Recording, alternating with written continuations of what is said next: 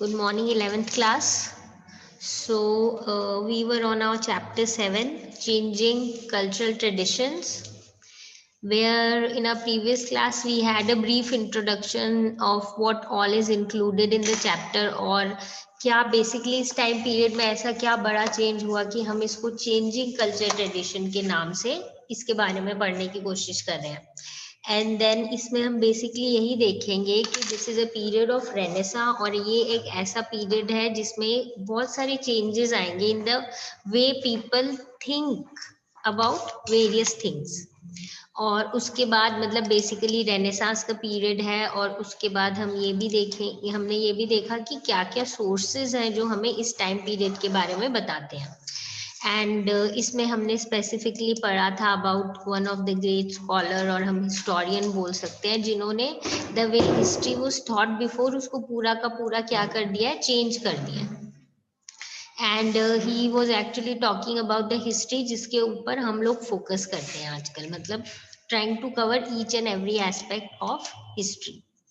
And we were basically discussing about the you can say various sections or various sectors in which the various great painters, artists या फिर writers ये सारे जो हैं इस field में कैसे डेवलप हुए थे और कैसे मतलब बहुत इतने ग्रेट वर्क्स हैं कि obviously they are considered one of the best and हम अभी तक they are something people are really fond of और लोग जो है इनको बहुत एक हाईएस्ट पोजीशन पे रखते हैं. तो we know about few of them जैसे लियोनार्डो दा विंची ने जब लास्ट सपर पेंट किया था और माइकल एंजेलो के कुछ प्रिंट्स एंड पेंट्स. एंड उसके बाद हमें ये भी पता है इसी टाइम पीरियड में गिटनबर्ग ने प्रिंटिंग स्टार्ट की थी और बेसिकली बाइबल को प्रिंट किया था.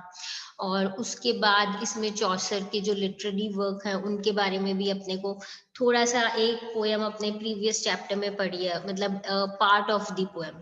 और उसके बाद we know that this was the period in which certain universities were developing in which different kind of studies were being focused on.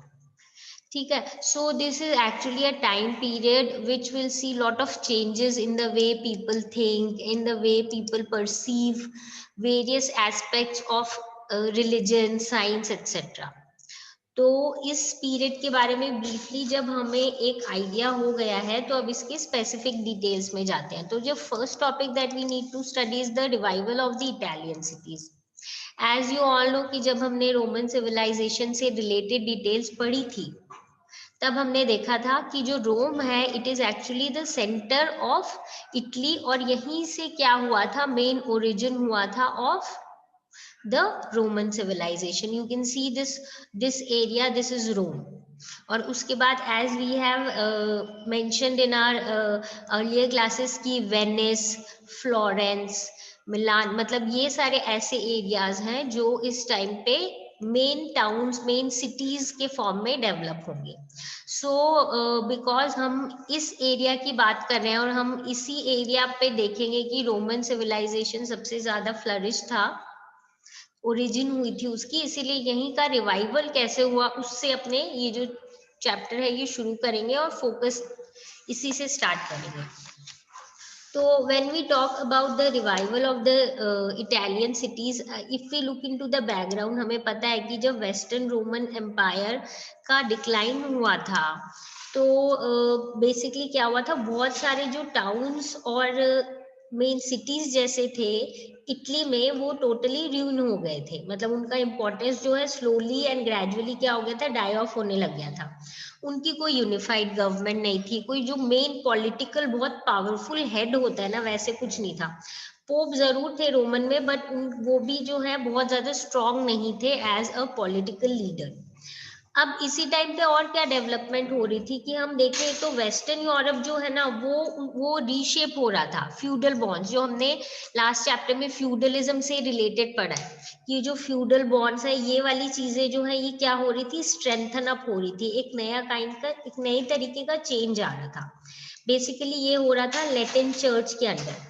और ईस्टर्न यूरोप की साइड हमें पता है कि बाइजेंटाइन एम्पायर में भी ऑलमोस्ट ऐसा काइंड ऑफ चेंज हो रहा था. और दूसरी साइड पे हमें पता है जो इस्लाम है उधर एक certain common kind of civilisation develop हो रही थी. दैट मीन्स यहाँ पे वी नीड टू फोकस कि every section basically surrounding this Italian region was developing in its own way. But Italy जो थी वो अभी फ्रेगमेंटेड हो गई थी और वीक हो गई थी. ये जो हम बोलेंगे कि टुवर्ड्स द वेस्टर्न यूरोप ये फ्यूडल बॉन्ड्स रीशेप हो रहे थे, और ईस्टर्न यूरोप जो है जहाँ पे बाइजेंटाइन एम्पायर था और इस्लामिक रूल था, वो लोग एक्सपैंड करने की कोशिश कर रहे थे and they were developing their own kind of rule. But Italy was not that important during that time period. But कहीं ना कहीं ये जो डेवलपमेंट हो रही है इसी के कारण क्या होगा, इटली का वापस इंपॉर्टेंस बढ़ेगा, वापस से उसके कल्चर का रिवाइवल होगा. कैसे होगा रिवाइवल? बेसिकली हम देखेंगे ये जो बाइजेंटाइन एम्पायर और इस्लामिक कंट्रीज एक्सपैंड हो रही हैं और इनका ट्रेड बहुत ज्यादा बढ़ेगा. तो जब इनका ट्रेड बढ़ेगा and when they are trying to do trade and kind of selling their products or buying more of the goods etc from the other part of the world, तो फिर क्या है बीच में इटली जो है या जो इटालियन कोस्ट है उस पे सर्टेन सेंटर्स जो हैं वो धीरे धीरे वापस इंपॉर्टेंट हो जाएंगे. तो जब वो इंपॉर्टेंट होंगे तो ऑब्वियसली क्या होगा, धीरे धीरे जो इटालियन एरिया है वो वापस से रीगेन करेगा अपना power. That is what was happening. तो फ्रॉम अराउंड 12th सेंचुरी क्या हुआ था, मंगोल्स जो हैं उन्होंने अपना ट्रेड स्टार्ट कर दिया था चाइना से थ्रू द सिल्क रूट, और वेस्टर्न यूरोपियन कंट्रीज के साथ भी क्या हो गया था, धीरे धीरे ट्रेड इनका डेवलप होने लग गया था. अब जब इनका ट्रेड डेवलप होने लग गया था तो एज आई सेड कि बहुत सारी इटालियन सिटीज जो हैं वहाँ पे डेवलपमेंट होने लग गई थी.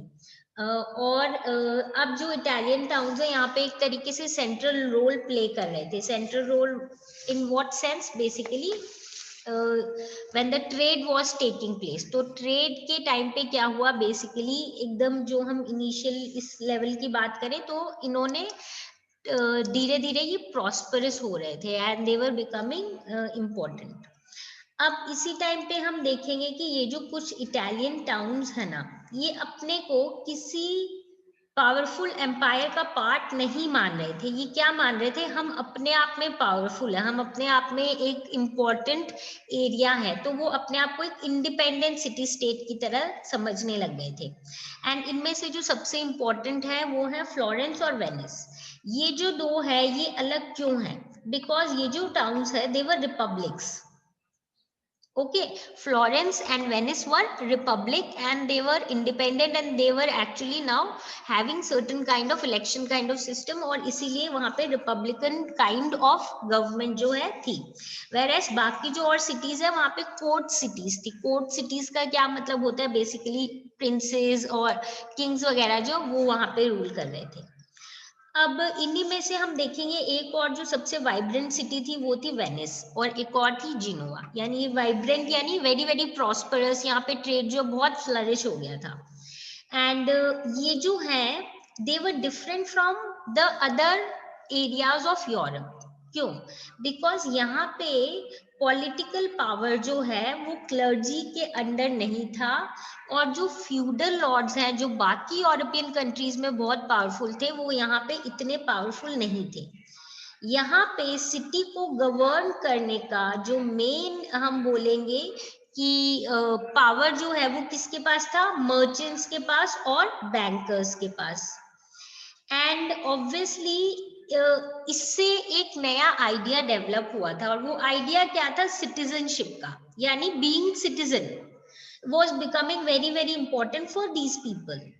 and इसके बाद कुछ कुछ ऐसे टाउन्स थे जिसमें रूल जो है वो मिलिट्री डिस्पॉट्स कर रहे थे, मतलब थोड़ा ऑटोक्रेटिक जैसे, थोड़ा अपने हिसाब से एब्सोल्यूट पावर यूज करने की कोशिश कर रहे थे, जहाँ पे मिलिट्री कंट्रोल कर रही थी. पर वहां पे भी जो वहां के लोग थे उनके अंदर ये नोशन ऑफ सिटीजनशिप था, उन्होंने उसको वीकन नहीं होने दिया. मतलब they did not wanted to be subjects again, they wanted to be citizens. So I think you understand the difference between subjects and citizens. subjects मतलब होता है जैसे राजा की प्रजा जो होती है, तो उनका मेनली डिसीजन मेकिंग में कोई हाथ नहीं होता. whereas जो citizens होते हैं they are the, you can say, responsible part of the the area, मतलब रूलिंग में जो होता है और गवर्निंग में भी समवेयर और somehow directly indirectly they are always playing role. तो यहाँ पे हम ये देख रहे हैं कि यहाँ पे जो सिटीजनशिप है वो उसका समवेयर ओरिजिन हो गया है and they are not wanting to lose it.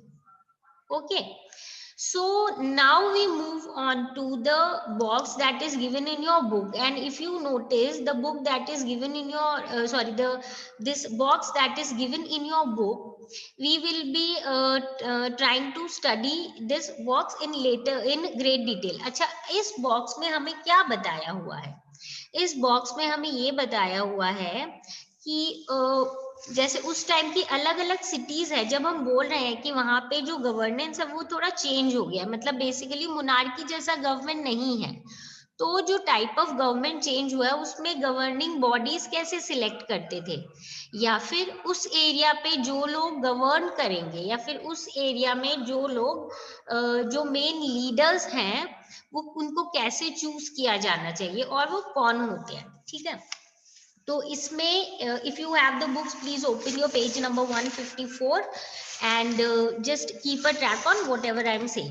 अब देखो, इसमें हम देखेंगे कि we have been provided information about the kind of governance by one of the great scholar named as Cardinal Gasparo Contarini। ठीक है, अब ये जो है इन्होंने ये लिखा है कि जो सिटी स्टेट है डेमोक्रेटिक गवर्नमेंट का in the Commonwealth and the government of Venice. ऐसे कॉमनवेल्थ का मतलब होता है एक तरीके से ऐसा पॉलिटिकल ग्रुप बनाना, समवेयर ऐसा ग्रुप बनाना जो काम करे for the common welfare of the people. ठीक है, तो इसलिए इन्होंने बोला बेसिकली कि यहाँ पे जो गवर्नमेंट वेनिस है उसके ऊपर उन्होंने लिखा है, तो the name is Commonwealth and the government of Venice. अब इसमें इन्होंने क्या लिखा है, इन्होंने लिखा है कि अगर जो ये वेनेशियन कॉमनवेल्थ है, यानी ये जो एरिया है, ये जो सिटी है, टाउन है, इसमें अगर जो होल अथॉरिटी है बेसिकली वो काउंसिल के थ्रू क्या करती है, चलती है। That means to as they have stated to come to the institution of our Venetian commonwealth, the whole authority of the city is in that council, into which all gentlemen of the city being once past the age of 25 years are admitted। यानी जो भी gentleman above the age of 25 years है अगर, तो वो क्या है, वो काउंसिल का पार्ट है और वो उस एरिया के गवर्नेंस में कहीं ना कहीं क्या करेगा, एक इम्पॉर्टेंट रोल प्ले करेगा। Okay, this is you can से एक बेसिक जो इन्होंने आइडिया दिया है। अब इसके स्पेसिफिक में जाते हैं। अब इन्होंने बोला है, जैसे he is obviously talking in terms of first person, वो अपनी तरह से बोल रहे हैं कि मैं अब ये बताना चाहता हूँ कि कैसे हम डिसाइड करते हैं कि कौन जो है इस मेन गवर्निंग बॉडी के मेन लीडर्स होंगे। तो इसमें इन्होंने सबसे पहले बोला है कि जो हमारे एंसेस्टर्स हैं ऑब्वियसली वो उन्होंने ये बोल रखा, उन्होंने जिस हिसाब से ऑब्वियसली वो बहुत ज्यादा विजडम वाले थे।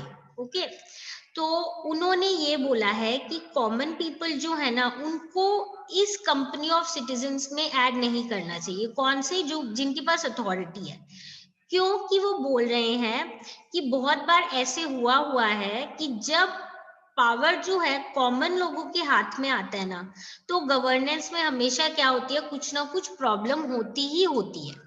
Okay, this is what he is writing. Whereas there are few people as being stated to us as we are being informed कि कुछ लोग ये सोचते थे नहीं ऐसा कुछ नहीं है, even if somebody is a common man but he is having ability, और ऐसा है कि he can rule nicely if he has the ability, then obviously and also uh, we can also give him the power to be one of the leaders। Okay, मतलब एक तरीके का contradiction है that people में, these people में also be able to rule the city, whereas the other people also may be able to rule the area. But here we should also understand then there is one more perception to it। they said कि, और few people said कि on the basis of wealth जो है हमें choose करना चाहिए कि कौन हमें रूल करेंगे। Then there is one more section who says that wealth should not be the only criteria to decide that who will actually rule us and who will not. क्यों? Because ये बोल रहे हैं कि सम हमें सिर्फ मनी होना does not decide that somebody is really capable of ruling, but noble होने चाहिए। ठीक है, अब ये बोल रहे हैं कि अगर if a person is noble, it does not mean that he may be compulsory है कि रिच हो सकता है ऐसी सिचुएशन हो कि वो रिच ना रहा हो, but that person should be noble. Okay, noble by birth हो चाहे बाय हिज वर्च्यू हो। वर्च्यू का क्या मतलब है? That means by his the whatever the work he does, yani he should be a person who is very good in terms of whatever he is doing। तो उसको भी हम क्या कर सकते हैं? राइट ऑफ गवर्नेंस दे सकते हैं। That means we can just understand here few things कि जैसे कुछ सेक्शन ये भी बोल रहे हैं कि वेल्थ क्यों जरूरी है। इफ आई से कि भाई वेल्दी लोगों के पास पावर होना चाहिए, so what is their reason to it? they are saying कि कभी कोई ऐसी सिचुएशन आ गई, सपोज कि जो एम्पायर है वो प्रॉब्लम में है, तो at least when they are having money themselves they can do something for defend for actually defending their area। so इसके थ्रू कुछ आइडियाज अपने को क्लियर हो गई कि एक ग्रेट सेक्शन जो है उसको पार्ट लेने का चांस मिल रहा था, बट समवेयर ऑब्वियसली विमेन तो इज आउट ऑफ रेंज, मतलब पॉलिटिकल पावर तो almost they are not given, but man में 25 अबव इयर्स के होने चाहिए। सेकंड होना चाहिए, after all of this we can somehow say कि ठीक है, they are saying that people with lot of ability should become और can become, but somehow it is inbuilt कि जो नोबल्स होते हैं ना, they only should be given the right to governance, and then they add कि noble by birth हो या फिर noble by their virtue. so with this we actually understand कि what these people are wanting their governance to be, but एक चीज again we can notice है कि ये एक एटलीस्ट पॉइंट ऑफ व्यू तो चेंज हो रहा है क्या, कि ये जो मोनार्की वाला सिस्टम है या फिर हेड सिर्फ ये ही रहने चाहिए, तो somewhere if they are openly talking about these things, at least certain kind of change in their viewpoint is coming that how a governance should be।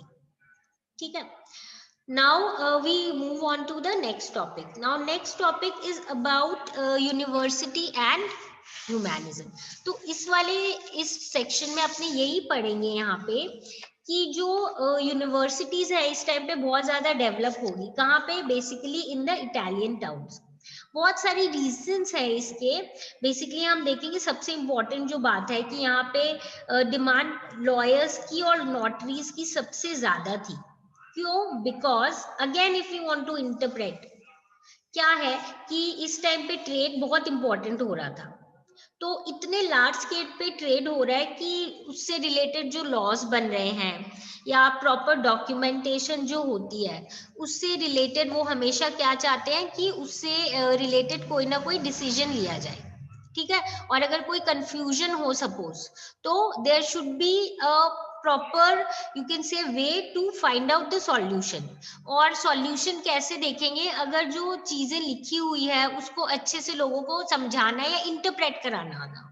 Okay, that is what they are saying. And then उसके बाद हम इस में ये भी पढ़ेंगे that there were many many great scholars who are now working on the other kind of works also, जैसे ये लॉ, नोटरी, ये सारी चीजें तो हो ही रही थी, बट इसके साथ साथ कल्चर से related, as I earlier also said you, उससे रिलेटेड भी जैसे पेट्रियार्क के बारे में पढ़ेंगे जो बेसिकली बात करेंगे अबाउट द रोमन कल्चर और कैसे वो एसोसिएटेड है। ठीक है, along with this we will also study in this portion। now before moving on to the details of this portion, I am just trying to have a overview of it। now इसमें क्या है, ये यही बोलेंगे कि जो educational programmes है basically इस टाइम पीरियड में, अब हम देखेंगे कि बहुत सारी और चीजों पे फोकस किया गया है।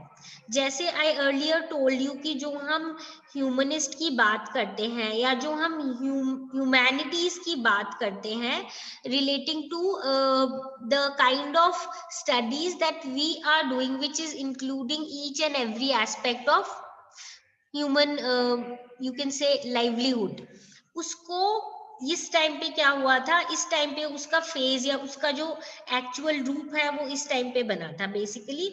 Now the there are many things which are not only related to religion but इसमें स्किल डेवलपमेंट की तरफ फोकस है, बहुत सारी और चीजों की तरफ फोकस है। और एक जो मेन फोकस हम देखेंगे, the main focus will be basically on the these artistic kind of views। और साथ में एक जो सबसे इम्पॉर्टेंट चीज है वो है कि ये लोग अब अपने रोमन सिविलाइजेशन और रोमन कल्चर को जो है किस तरीके से देख रहे हैं। And this is basically what they will be, you can say, moving on to a new phase where things will be changed and people will not be blindly following about the whatever the church is saying or the earlier notions, they will be questioning it।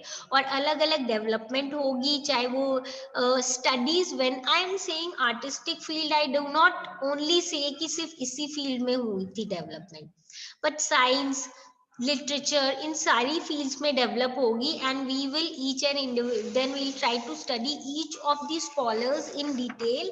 And regarding these scholars we will try to study their aspects in detail। So this is it for today. Now we'll start this university and humanism in our next class, because if we started today we will not be able to complete the topic, so we will actually do this topic in detail in our next class। So just give this portion a reading, and if you have any doubt, come back with your doubts and we'll solve the problem। So see you all in the next meeting.